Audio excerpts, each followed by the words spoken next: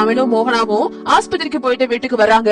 வீட்டுக்கு வர வழியில தமிழ் கிட்ட மோகனா சொல்லிடுறாங்க, நீ நடந்த விஷயம் எதையுமே காட்டிக்கிற வேணாம், நான் பார்த்து பேசிக்கிறேன் அப்படின்னு சொல்லிட்டு மோகனா சொல்லிடுறாங்க. வீட்டுக்கு வந்ததுமே பாட்டி கேக்குறாங்க, அடியே என்னடி ஆச்சு, ஆஸ்பத்திரிக்கு போயிட்டு நேரமாகுனாலும் போன் பண்ணீங்களா அடி அப்படின்னு சொல்லிட்டு பாட்டி கேக்குறாங்க. இல்லத்த கொஞ்சம் கூட்டமா இருந்துச்சு அப்படின்னு சொல்லிட்டு மோகனா சமாளிக்கிறாங்க.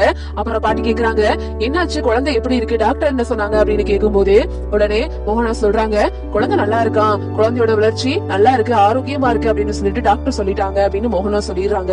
இதை கேட்டுட்டு பாட்டிக்கு ரொம்பவே சந்தோஷமாயிட்டு, அப்படியே முருகா நல்லபடியா இந்த வீட்டோட வாரிசு நல்லபடியா வீட்டுக்கு வந்து சேரணும், எந்த குறையும் இல்லாம ஒரு நல்ல செய்தியை சொல்லியிருக்க அப்படின்னு சொல்லிட்டு பாட்டி ரொம்பவே சந்தோஷமாயிட்டு சாமியை கும்பிட ஆரம்பிச்சிருது.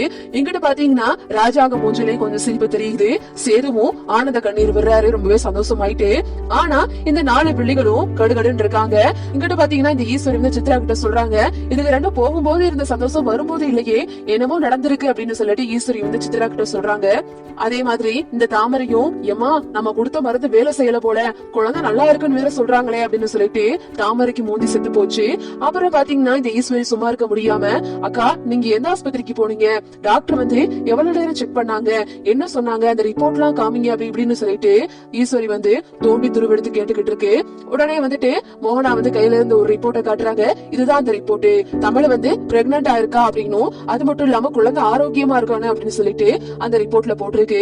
ஏன்னா மோகனா டாக்டர் கிட்ட நடந்த பிரச்சனையா சொல்லிட்டு ஒரு ரிப்போர்ட் வாங்கிட்டு வந்திருக்காங்க.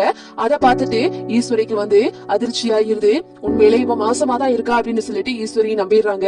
அப்புறம் பாத்தீங்கன்னா பாட்டி, அடியே சும்மா இருடி, நல்ல செய்தி தானே சொல்லியிருக்கா, ஏன் இப்படி தோண்டி தோண்டி கேள்வி கேட்டுக்கிட்டே இருக்க அப்படின்னு சொல்லிட்டு ஈஸ்வரி சத்தம் போட்டுருது. அப்புறம் பாத்தீங்கன்னா மோகனா ராஜாங்கத்துக்கிட்ட சொல்றாங்க, ஏங்க இந்த பிள்ளை இப்ப நம்ம வீட்டு வாரிசு சுமந்துகிட்டு இருக்கு, குழந்தைய பெற்று எடுக்க போகுது, இந்த நேரம் பார்த்து அந்த பிள்ளை கார் செட்ல தங்குறது நல்லா இல்லைங்க, சேது ரூம்லயே தங்கட்டும் அப்படின்னு சொல்லிட்டு மோகனா சொல்றாங்க.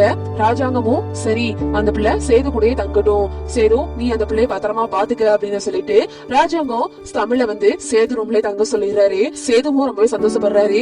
இன்னொரு பக்கம் தமிழுக்கு சந்தோஷமா இருந்தாலும் தர்மமா இல்ல அப்படின்னு சொல்லிட்டு ஒரு விதமான பயத்தோட இருக்காங்க. இதுதான் அடுத்தடுத்து நடக்க போகுது. ஓகே விவோஸ், இந்த வீடியோ உங்களுக்கு பிடிச்சிருந்தா லைக் பண்ணுங்க, ஷேர் பண்ணுங்க, மறக்காம நம்ம சேனலை சப்ஸ்கிரைப் பண்ணிக்கங்க.